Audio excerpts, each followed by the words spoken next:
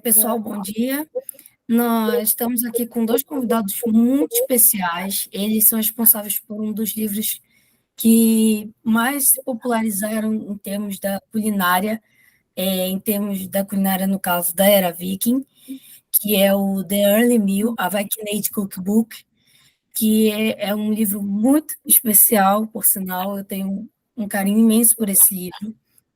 E nós estamos aqui, claro, com os autores desse livro, que são os arqueólogos experimentais Daniel Serra e Hanna Tunberg, são dois especialistas nesse assunto, para falar em termos da culinária da Era Viking, porque eles já fizeram diversas experimentações arqueológicas.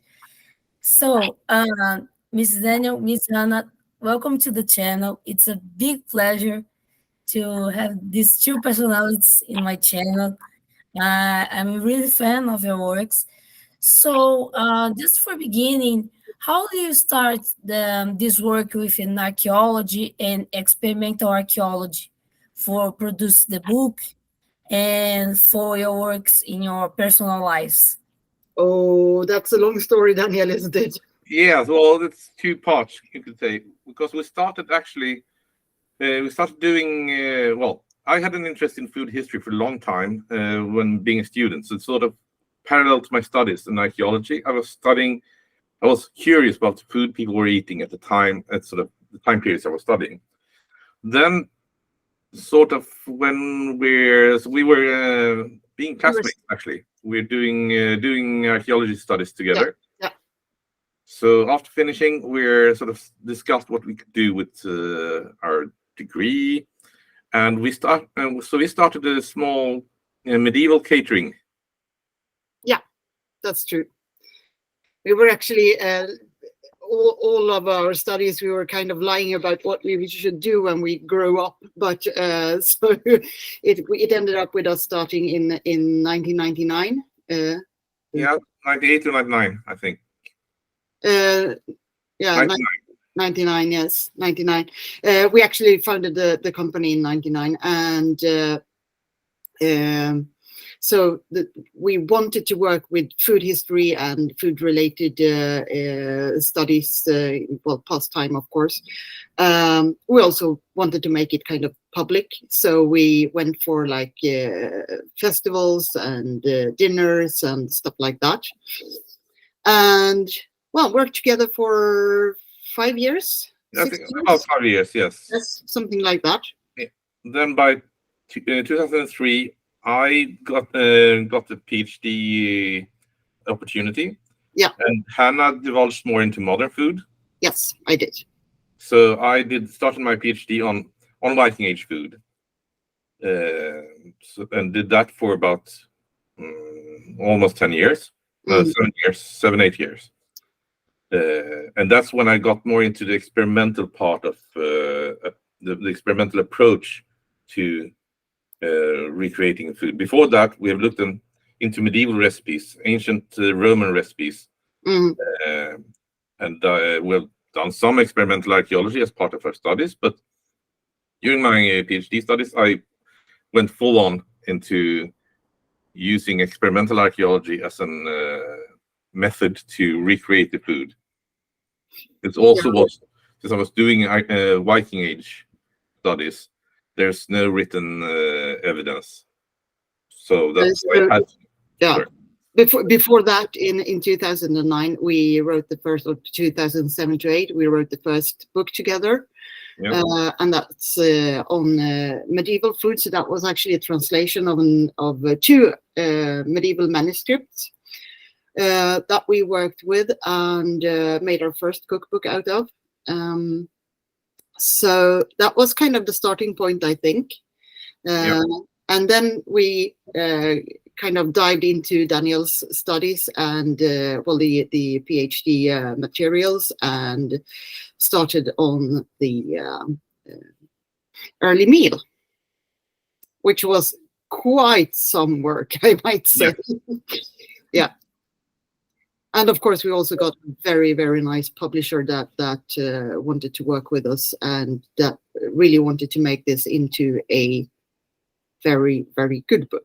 We were like, yeah, we want to write a book, but it wouldn't have, without them, it wouldn't have been as useful as it is. True. That's very interesting. And the process to create all the foods of try to recreate the foods of specifically in Viking Age have a long process to study all the past for doing the foods like a bread of the Viking Age or the summer soup. How the process you can create together for making these foods and turning into this book. Ooh, very different between the recipes, I would say. Some of them are created greatly from the archaeological evidence. Let's say for Uppåkra, for example, which I think is a very good example, we found in the osteological material, the bone materials of the place, we found mandibulas that were actually had cut marks on the inside, which indicates that the tongue has been cut out. And from that, we try to recreate a recipe for tongue that would work with only Viking Age flavors from that time or that place, and also, of course, the season. So we know that from the osteological evidence, I studied osteology for a couple of years. We know from the evidence that the slaughter was always done in autumn, October, early November, maybe. So we have to look at stuff that is actually accessible at that time, because we wanted to make the tongue fresh, not dried or smoked or whatever. So we wanted to use it fresh, and then we had to look at all the different materials that you could actually source in Uppåkra in October, November, circa year 1000 or 900 or whatever.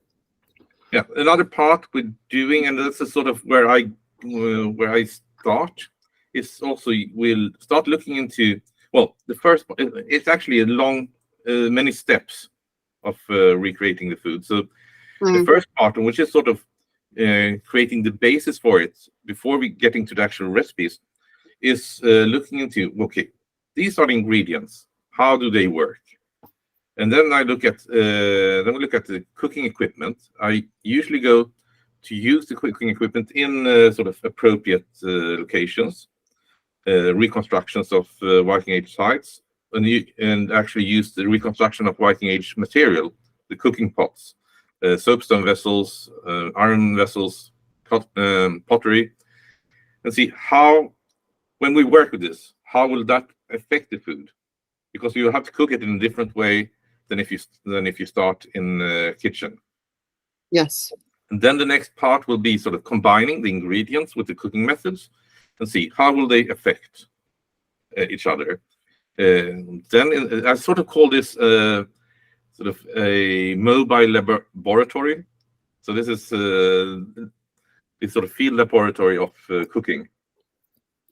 So the next part will be also to look into, when we test out it, next part we'll see how would they have been thinking about using this equipment, because we don't really know. We can scale off, we can sort of peel off all the modernity, and that's good, but it's not really enough. So we have to look into, well, what way would you use a cauldron in the Viking Age? And one way of getting into that is to look into what do the medieval or written sources from the same period, for instance, Anglo-Saxon medical treatises, say about using a cauldron, about cooking. And if you read those sources, you will find that most of the time, for instance, you would simmer rather than boil something. And that is sort of piecing together the information piece by piece, and then going back to, all right, now I sort of got an idea of how it should be used. Then I combine that with ingredients. The next part will be cooking them and see, well, that works like this. And then we will look into different part of inspirational details. Sort of, we have to find some tongues. That would be a good idea. But then, how should you flavor it? Because that you can't find in the archaeological material. We have sort of the different kind of herbs growing, the herbs growing in the season, and of course you can figure out this will be a good combination taste-wise, but it's not always enough to sort of peel it down to the Viking Age. You have to look into what flavor, what was the grammar of the food at the time? What kind of food profiles would they have? Taste profiles, and I can find some. And that again, I will look into the written sources and see. For instance, in the sagas, which are written much later, you can sometimes find stories where food has a sort of central piece. And then you can figure, well, perhaps this is part of oral traditions. Or you can look into, again, the Anglo-Saxon treatises, which is similar in time. And you can see some combination, which is for medical purposes, but the combinations, if they worked from a culinary perspective, it might have some bearing as well. So this is a piece, and then we go back again, cooking it on site, cooking it in historical methods, and so on and so forth. And then we sort of discuss together about modern taste profiles, historical taste profiles. How can we implement this sort of? We will have a bit more acidity. We will, for instance, no salt used, and so it's piece by piece. That's very interesting because the step-by-step is a variation of the locality, the expressivity for use, the herbs. Is very, very interesting, this work. So the recipes in the book, I think you will start with some, how can I say, compliments for the foods. Like, example, I say the breads, and so yeah, we end with desserts. If I remember, have desserts in the book or not? Well, not really. We have one or two sweet Sweet-ish. Yes.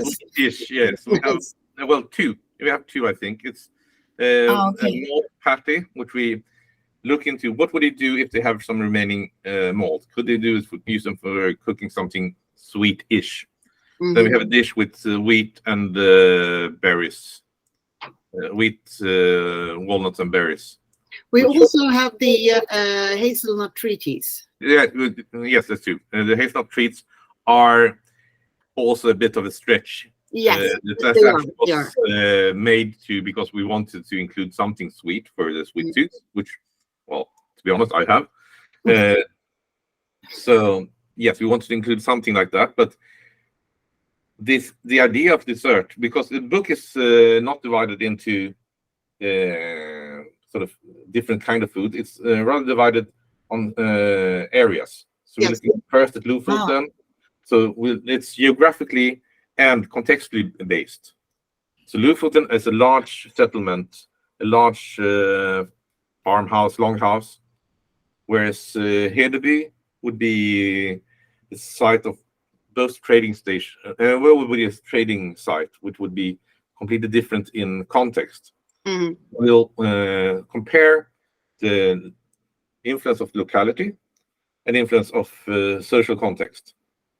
So there's another part in the puzzle as well, the social context, which is, I think, also very important. What kind of food you cook? Well, as I used to say, or rather as an old Frenchman used to say, tell me what you eat and I tell you who you are. And that has, I think, been very valid throughout times, that food and identity and who you want to be perceived as is also a very great part of the puzzle. So, for instance, a farmstead would not have the same, a farmstead in Lofoten definitely would not have the same foodstuffs as, for instance, Hedeby, which has all the influences from the south and also a totally different climate, and also a population that is not all Danish, German. They are more like spread from all over the known world, probably. And also looking at the Leire, which is probably something like an early kingdom, or an early king's farmstead, whatever you wanted to call it. The amount of meat in that one is higher than any other, and we also see that the amount of game, hunted animals, actually is a lot higher, and a lot higher says that it's almost, correct me, Daniel, if I'm wrong, it's almost 1.5%. Yeah, it's something like that. It's 1.5-2%. It's it's a very usually very insignificant part of what we can see. Always less than 1%, Yes. with Leire as the exception. So who you are, or who you want to be perceived as, is also part of what you ate. Oh, that's fantastic. And when we started the Viking Age, we see the locations is different from other, and the type of food it have a variation. Mhm. But have a specific meal that it's consumed by the Nordics in all regions. Example, a fish that all communities for the Nordics in the Viking Age consume, or have a specific herb that all use, or all the regions are totally different Well, meals. I would say you would have a few things that are in common, but would sort of differ between how much it's used. For instance, dairy products. You would find dairy products in most areas, but it will be more common in the north because they have to rely on it in a higher degree. You would see barley you'll find everywhere, whereas as well, again, in the north, it will be an imported product. So you will not, you can't grow that much barley. So you will have to import, and that will be for beer. So you will have to import the surplus. One thing that you can see in most areas is actually something that's exported from the north. It's stockfish. The stockfish has been very widely exported during the Viking Age. You can find it in most parts of Scandinavia and also in England. So it's one of the early exports, and it would be produced up in northern Norway or in Iceland. And of course, one of the reasons for that is not only that they do have the fish and they do fish a lot, they also have a climate that is very, very good for drying the fish in a very hygienic way. So you would get the best dried fish from that part. You can dry fish somewhere else, but it won't get as good. You will have problems with mold and stuff. So also, I was thinking about onions.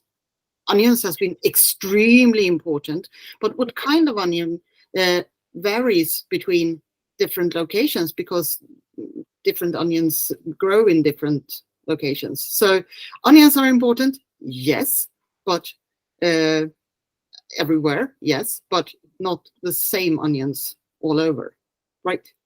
Yeah, well, it's difficult to say now. We have what you tend to see now is the few finds we have is in southern Scandinavia. You have the potato onion. It's kind of shallot. Yeah. That's the find. The written sources would more indicate something like Gramsons. Yes, definitely. So we would, and you will also find in Denmark there's a find of beach leek. Mm-hmm. So we'll have a few different kinds there. But yeah, that would probably find most areas. The different sorts of wood leeks, like very small. Hur do you like, Daniel? Help me. It's leek. Yes. They also differ, but they grow almost everywhere, but they are not the same. So yeah. And you in this research, you can have a measure of about how many types of you can encounter of these vegetables and herbs. Have a number specific about how many of types these variations you can be encountering in many regions of Scandinavia. Well, it's difficult to say. You find we rely here. We are not archaeobotanists. We rely on the work of prominent archaeobotanists. For instance, at the moment, Jens Heimdal, I would recommend find literature from, and they can see. Well, usually they find the seeds from, but it can be difficult to disclose the variation of some seeds archaeobotanically. I mean, you can say that it is one plant, but it's exactly what variation is difficult to find out. So that's often ends up being speculation, where you say that, well, it could be this or this or that. Sometimes you would have a whole larger part of the plant surviving due to fire, or is being carbonized. For instance, the shallot, the potato onion I mentioned earlier, it's been sort of preserved through carbonization. It's still difficult to say exactly what it is.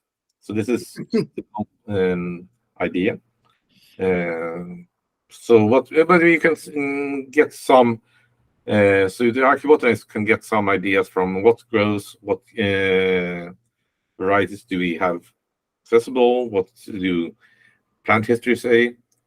So, but yeah, I don't think we get. It's difficult to get the exact variety, and the amount is also difficult to say, because you find the seeds and they are perishable, of course. Yes, they are. So,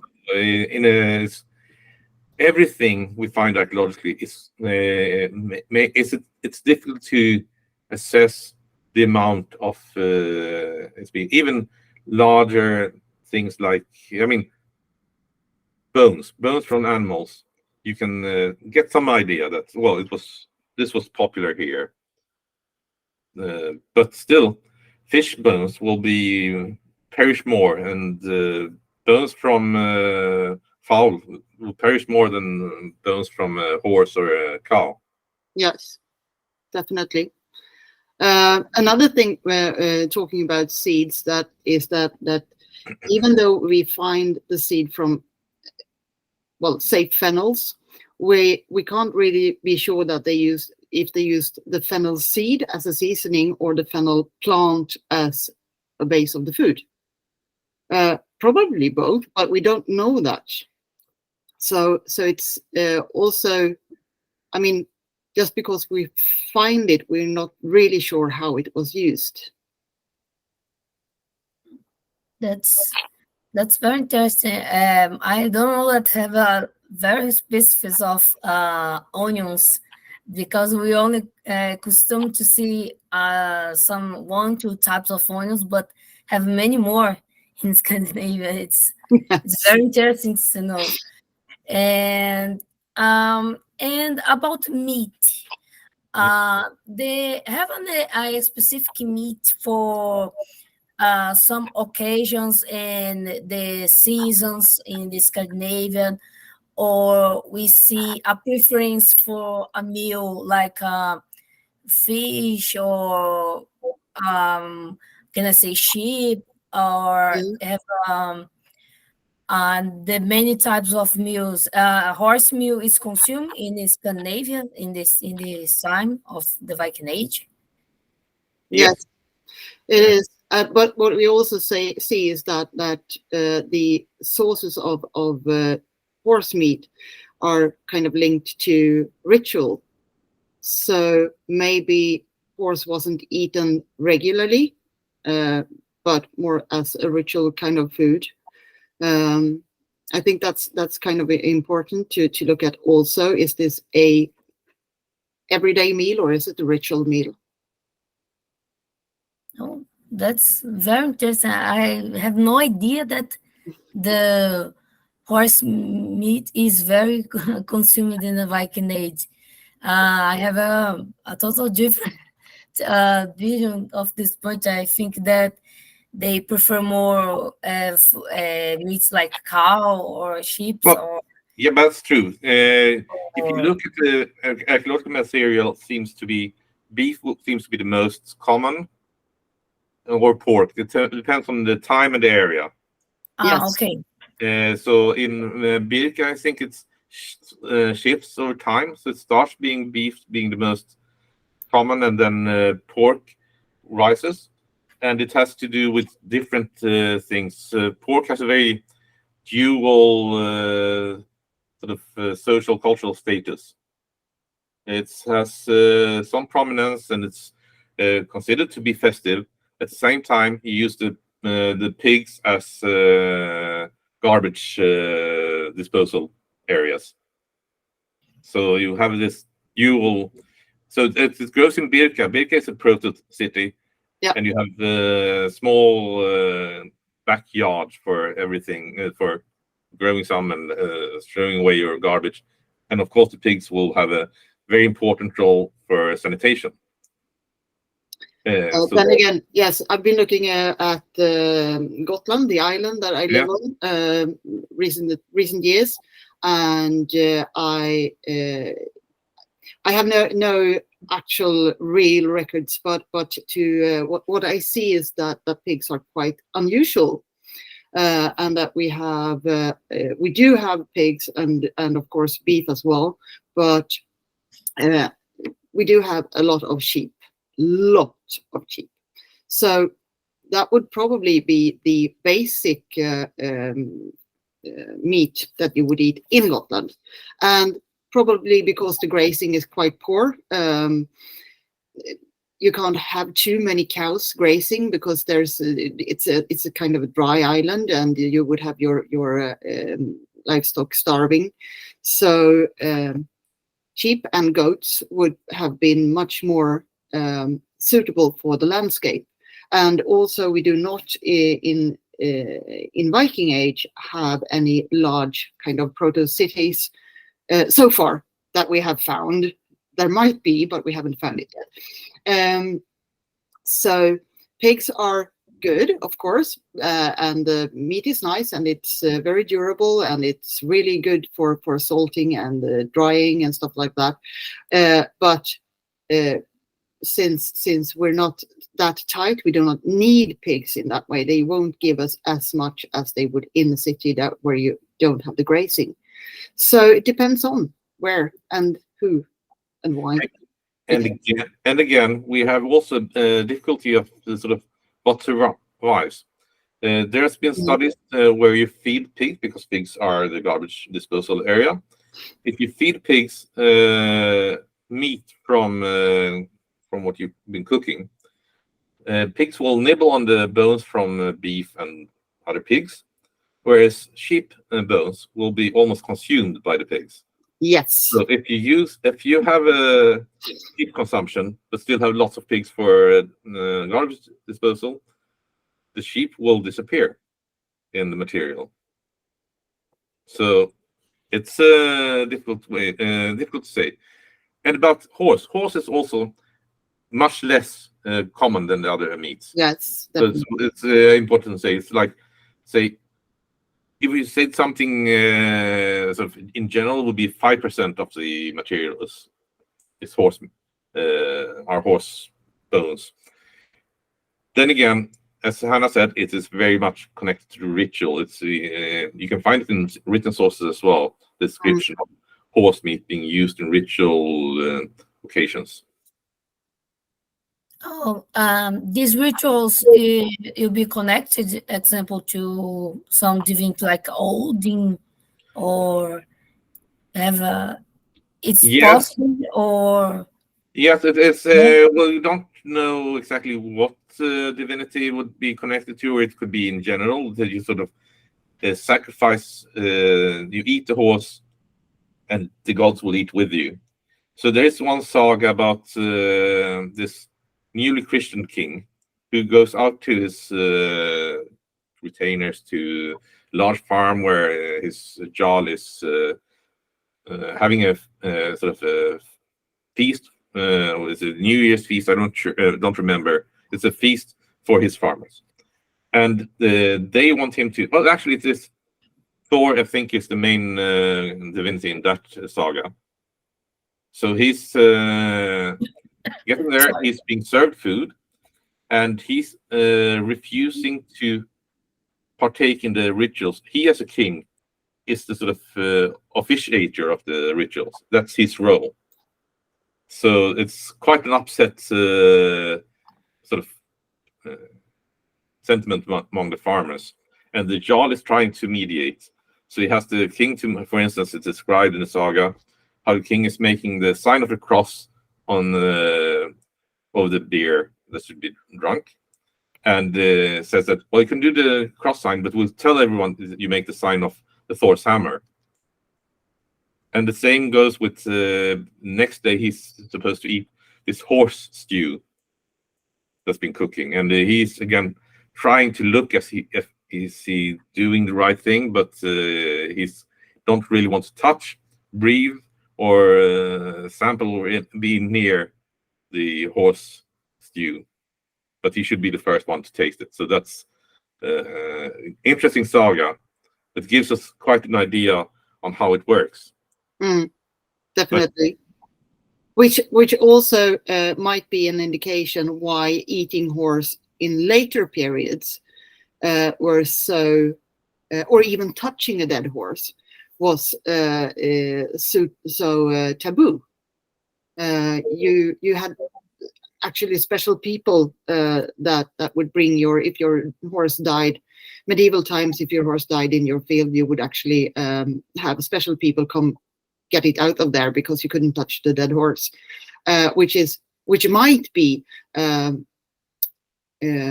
of something that's been implemented in the early Christian age, where eating horse was kind of seen as being blasphemous because you would then eat with the old gods. Yeah, I think there's also, this is my theory, is that the reason why you can't have anyone touch or handle the dead horse is during the Viking Age, because it was a sacrificial food. Yeah, you would have special people slaughtering and butchering the horse. Mm-hmm. It's a sort of a positive taboo. You have to be of a certain status to be able to handle the horse. And when Scandinavia is christened, if you take these people out of the equation, there's no one left to handle the meat, the horse meat. So instead, it falls on the role of people who are outside society.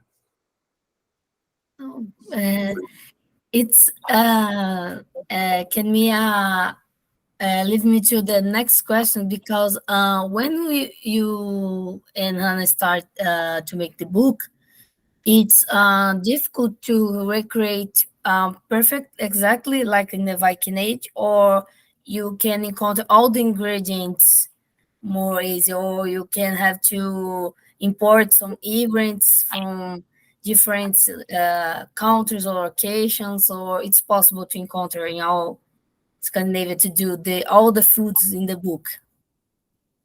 I think most of it is quite easy to get. Again, back to the dried fish. That one is quite difficult. You have to import it from northern Norway, which is kind of historically correct. Yeah, well, there is actually an option. It's if you go for, which I've done recently, I've been cooking, making stock from the heads of stockfish. And you can get hold of that in Western African shops, because they have a tradition of importing the heads from stockfish to make stock from that. So, but yes, it has to be imported. It comes from northern Norway. It's quite difficult. Another thing that we have had some problems with is, and this is also based on a sort of guesswork from our side, but malt vinegar. Yes. Using malt vinegar instead of wine vinegar would be more in line with what they would have access to, and that you will have to look into specialty English shops. And in all honesty, the malt vinegar you get hold of is probably not correct as it would have been. So I've been thinking that we actually have to start making our own malt vinegar, but I haven't gotten there yet. I think you Hanna, you have more access to the raw material now. So yes, I do have a lot of raw materials for malt vinegar. So working at the brewery kind of helps. That's great. And about we talk about the desserts and fruits example. What's the common fruits in Scandinavian that they possibly use in the Viking Age for do some Apples. recipes? Yeah, apples, I would say. Yeah. There are finds of we have found apples in there are apples found in Osterberg in the burial. The apples will be tart, sour, small, not the sort of sweet ones we have today. So apples, yeah. Then you would have some. You will find in the south, at least, you will find some plums as well. Yes, some cherries as well in Hedeby, at least. In some places you find berries as well, but we have to also remember that the evidence seems to indicate that this is not a gathering society. So they mainly get herbs and fruits and berries that grows nearby the farm. There is some idea that things you gather in the forest or you gather outside of the sort of outside the farm, it has a low status. Yes, it probably did, and also you should remember that gathering stuff from nature is expensive in workforce. They grow and needs to be gathered at the same time as everything else on your farm. Needs to be picked and harvested and whatever.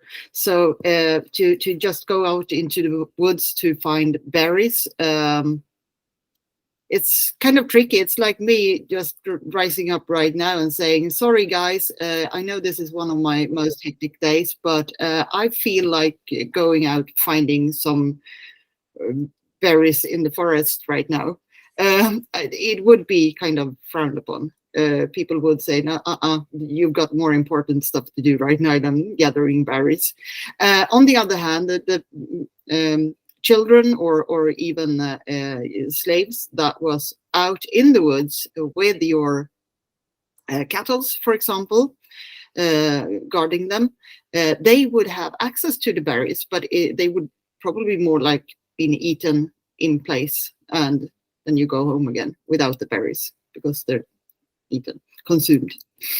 So it's kind of it's expensive to go out and gather stuff, and the only ones that can actually do it are the people that are already there for other reasons, and those are not they don't have a high social standing in society.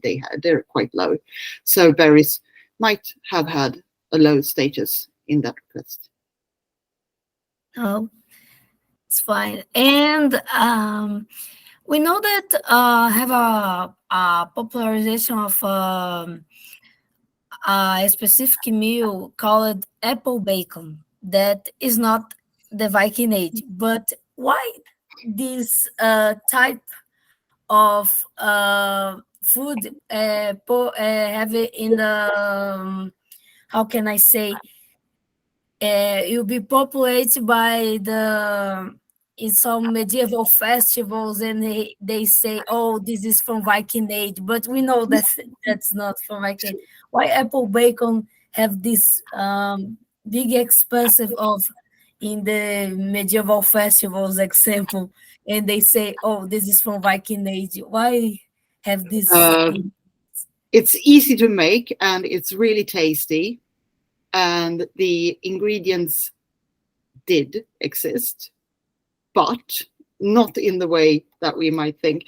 If you would have made an apple bacon thingy out of the apples that grow back then, you would be sorely disappointed, I think.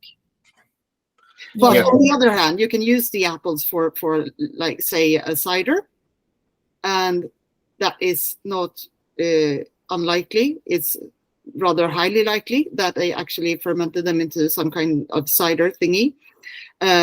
And that is something that we seldom see in the Viking market. But yeah, well, another thing is you do have trends within the reenactment scene. So if you go into a medieval market and find apple bacon, it's one of those trends that sort of I think this springs from traditional Danish food, and it spreads into sort of, well, it feels a bit odd, and it feels a bit old, and then it gets some story attached to it. And there are several things you can find when you go to the different markets. So apple bacon is one thing. Another thing that shows up often in medieval context is the sort of roasted root vegetables. With honey. With honey. With honey, yes. With honey. Or you will find in Viking markets, it's a prevalent thing is salmon baked on a plank. So you stick it on a plank, put it on the side of the fire, which is something that's been spread through Boy Scouts, and before that is probably Native American. It has nothing to do with the Viking Age, but it has really gotten and I've seen it used in museums and other stuff. So you have to remember that modern reenactment has a lot of oral tradition as well. Yes, so, it's what we call an reenactorism. Yes. Kind of trends in reenactor societies. So if you should do, if you're just going to think about doing a Viking Age apple bacon kind of thing, I would probably have pork boiled with the sort of making a pork stew with apples, with sour apples. Or you could stuff, if you were looking at early Viking Age, if you're making a cooking pit, you could stuff the belly of the pig with soured apples to impart flavor. Yeah, but it would not be anything at all like the modern apple bacon thingy. It's a very interesting because it's a funny thing because have a big popularizations in Viking and medieval markets, principally in Brazil. They love to put apple bacon in the context of Viking Age. It's a very fun because we know that's not from Viking Age, but it's very popular. The persons love, and many persons think, oh, this is from Viking Age, and I eat like a Viking when I eating an apple bacon, and it is very funny to see because I have many discussions with persons that have this belief that the apple bacon is really from Viking Age, but I say no, it's not totally like that. It's not part of the Viking Age, sorry. And in the Viking Age, it's possible to encounter conserves. They have a methods of conserve elements, or they make conserves in some pots or jars. It's possible to encounter that. Well, it's not possible to find it archaeologically. We can't find the remains of it, but it is a society that has to rely on stored goods that you there are finds of lactic acid in vats. We have descriptions of them storing whey, and whey can also be used to store stuff. We know, we have the dried fish. That's one of storing things as well. Mm. And you would probably dried peas, beans as well. Grains are dried. Pickling, yeah, most likely, as we find lactic acid, they would have would store things in vats or in leather bags, even, or other things that you can make sort of watertight. Smoking, most likely. The thing I don't think they used at in the Viking Age, which is rather later, not innovation, but later practice, is salting. So that you just use lots of salt to preserve things, because salt has been an expensive import. So pickling, yes. Drying, yeah. And the smoking. Smoking, yes. And pickling, well, I would say they would probably pickle like kale or root vegetables. That's very interesting, because we have no idea about these types of concerns in the Viking Age. It's a different point of view about this period, and um, and they use some specific, like flowers in the food, or other different types of plants that is not common using in actual days, but in the Viking Age is common to use, having excessive flowers, or they put in the food, or mushrooms, or No mushrooms. No mushrooms, no unfortunately. No. no They, excessive they go they go the same way as the berries. Actually, even worse. Okay. Actually, Oh my worse. god. Yeah. Now I there's have a big surprise. yes, it's about the mushrooms. It's probably even worse. Well, we have a tradition. Well, the mushroom consumption in Sweden or Scandinavia is quite late. We start eating mushrooms by the 19th century, in essence. There's some evidence before that, but mainly there's quite a lot of suspicion against mushrooms up until the mid 19th century. Actually, it stretched even further. Yeah. For mushrooms in Scandinavia to be common, or at least in Sweden, we have to look at the 1950s, which actually coincides with when we get the second week of vacation yearly. We had 1 week before that. Now, in the 1950s, we got the 2 weeks, and at the same time, the government really wanted people to get out into the woods. So we were kind of flooded with information about mushrooms. So for common people to eat mushrooms, we have to wait until the 1950s.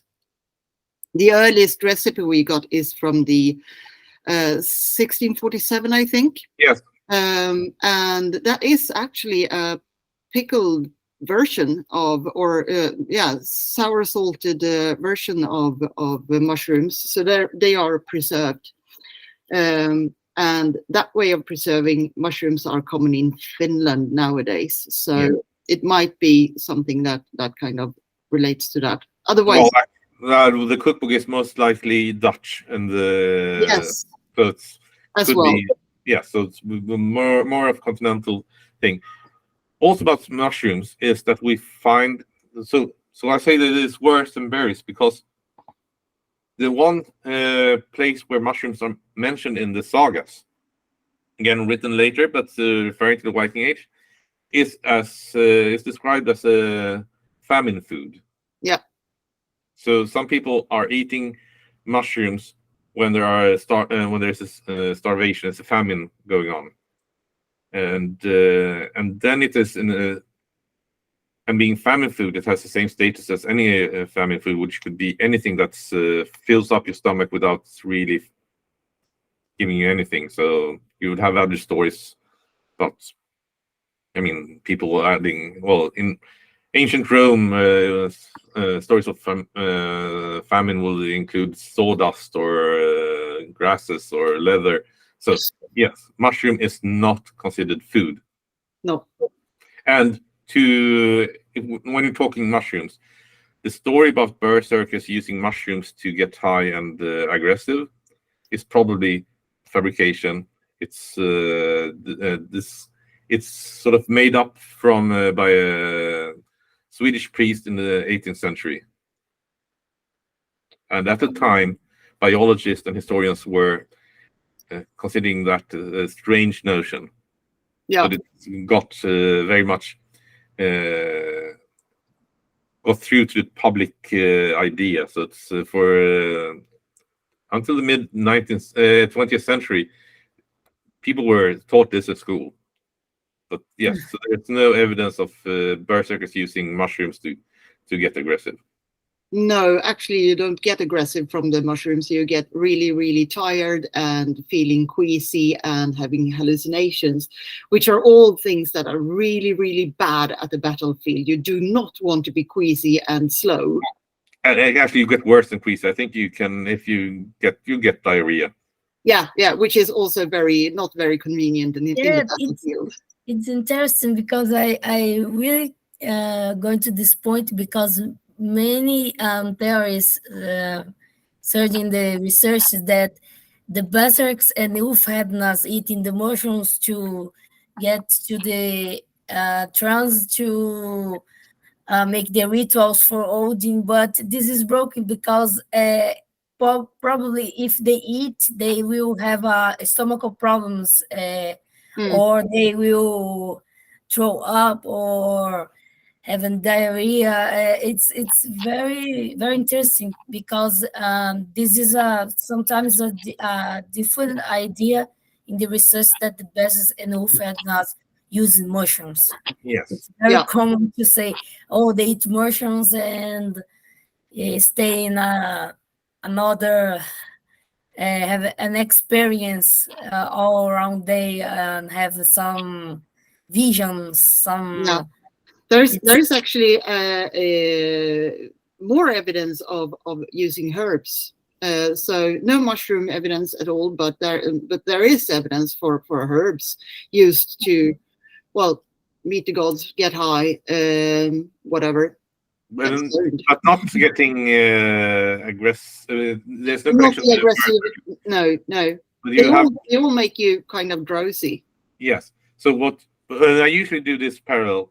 You don't really need that to get this high aggressive trance state. If you look at modern day football, sort of soccer hooligans, or hooligans from any sports team, they usually use alcohol and firm belief that their team is the best.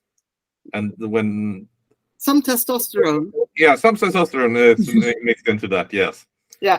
And I mean, they'll get high on their own testosterone anyway, so yeah.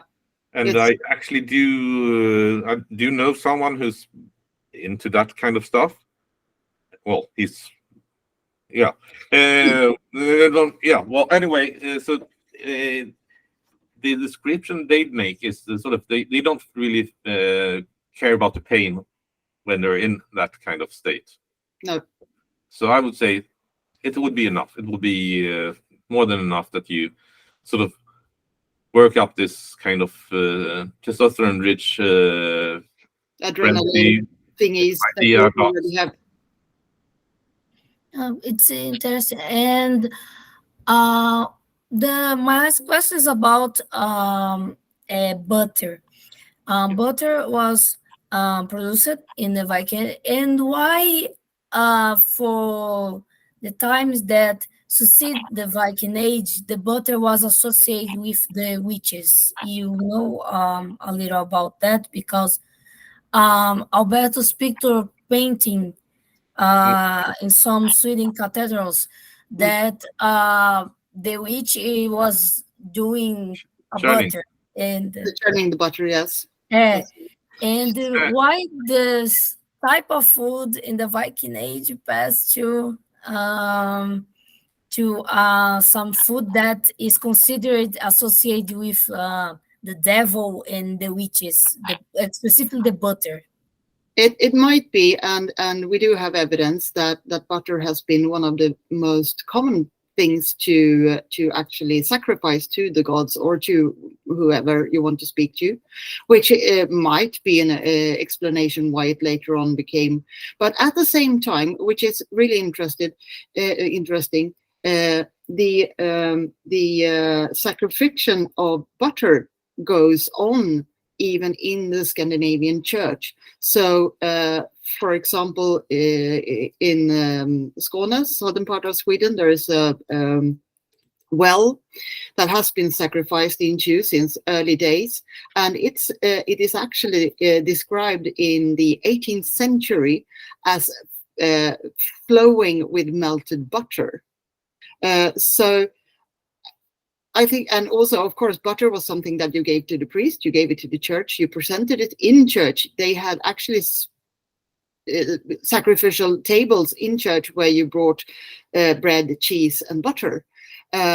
So butter was very, very important, and to make it into something that which is connected to, I would say, the importance of butter would probably be the reason that the woman making butter can make more butter if she gets the help from the devil. She can also add the butter from other cows that are not hers, so she can actually steal the fatness from her neighbor's cows.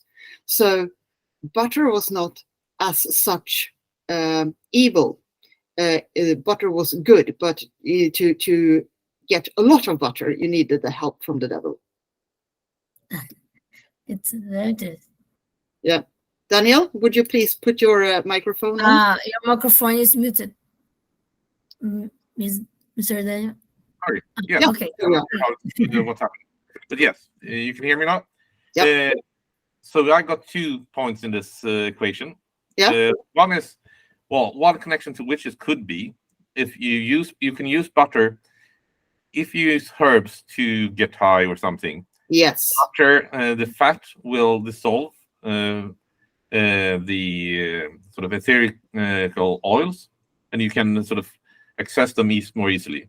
So that, for instance, in ancient Greece or in Scythia, it said that they used hemp seeds in butter in the saunas.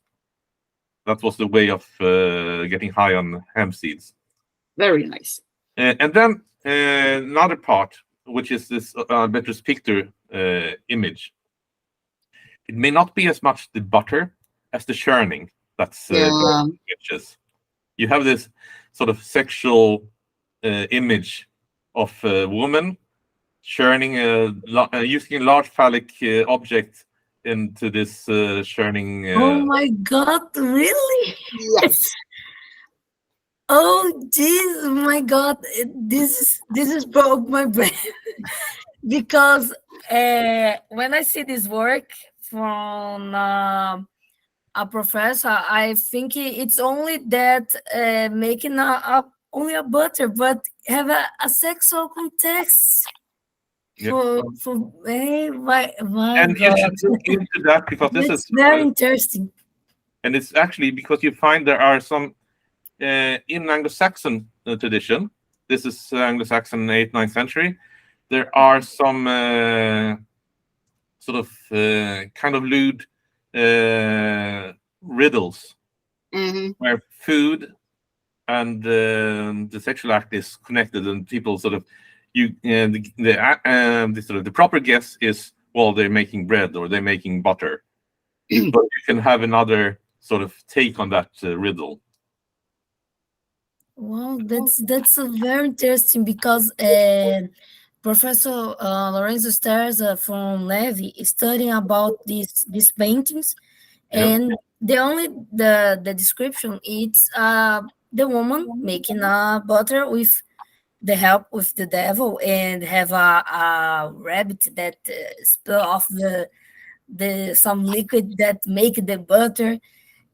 Oh, you can talk, Hanna. And that rabbit has actually been to the neighbor's cows, Yes. sucking out the milk or the fatty milk from the cows, bringing it to the lady making the butter. Yes. So that's a Yes. connection, definitely. Mhm. But yes, Yes. you can probably read. I think you can read a few things into such an image. It's not as clear cut. No, that's right. And also might add with food stuff. And now we're left the Viking age and we're into the medieval age. And there are oblong food stuff have by some people been looked at as evil or bad. Yes.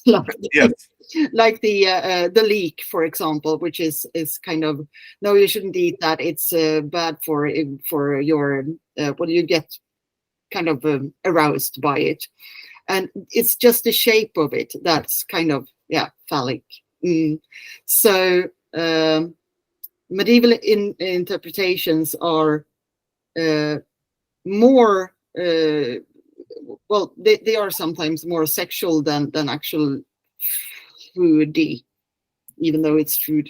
Wow, that's my mind is blown now because I have no this vision that you have, because when I see, I only see, I not why I not think that it's why it's impressive, because I only see the action of doing a butter, but when you show the possibility, this other vision, I say, oh my God, that's the real thing for That this. is also the difficulty with interpreting pictures, that things are more often than not what it looks like. It looks like something common, but the viewer in the medieval age would have had all these background stories, so they are reminded of a lot of things that are not told as such.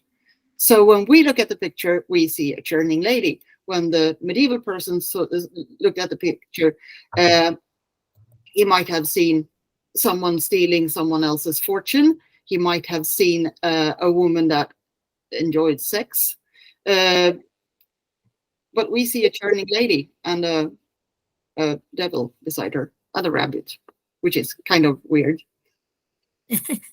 That's fantastic. And about drinks in the Viking Age, there's some common persons say, oh, the hydromel is the most famous drink of the Viking Age.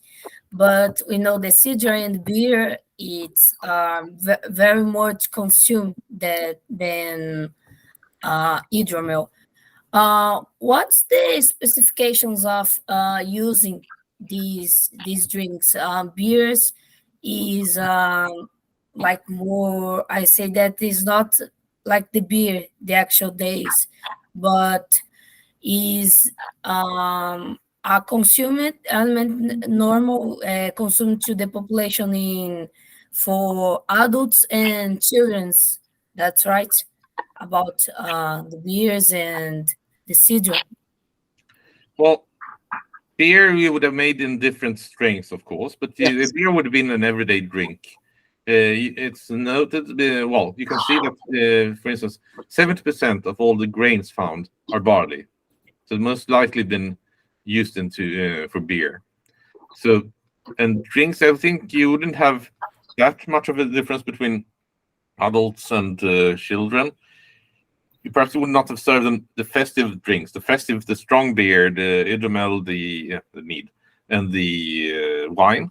But yes, you would probably have the same. And the drinks would also include, apart from mead, apart from beer and cider, you would also have whey. You would be drinking sort of the remains from butter production or cheese production.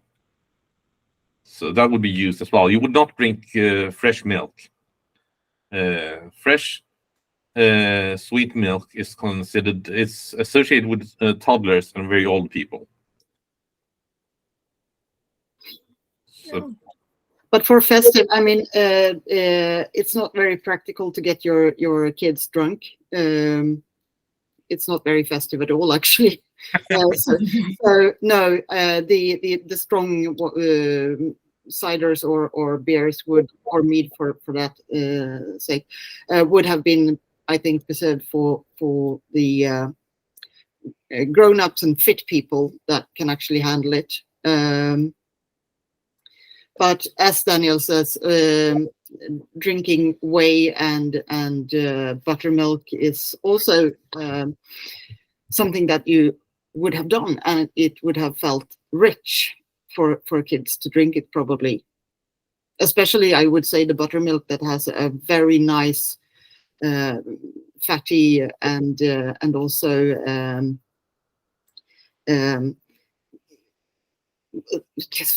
the kind of it coats your mouth. It feels rich to drink it. Oh, that's fantastic. Professor Daniel and Professor Hanna, do you have more considered to say about the book or your works in archaeology? You have more considerations about? What makes me happy with people, well, of course, buying the book makes us happy, because then we can actually go on working. But also what makes me especially happy is when people not only use the recipes, but use the information to create own recipes, to start thinking about Viking Age cooking in a more academic way, and also make it real, make it happen. Because I mean, what is it, like 40 recipes? Yes, something like that, and they are created by me and Daniel mostly. We have some guest authors as well, but there's just the two of us, our brains. I mean, you can actually create so much more out of what the ingredients you have. So I would definitely say that what makes me happy is that when people actually read the book and use it to create their own stuff. and also when we've managed to break down the sort of myths. Yes.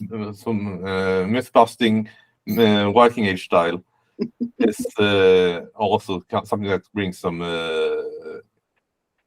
Yes, it's good.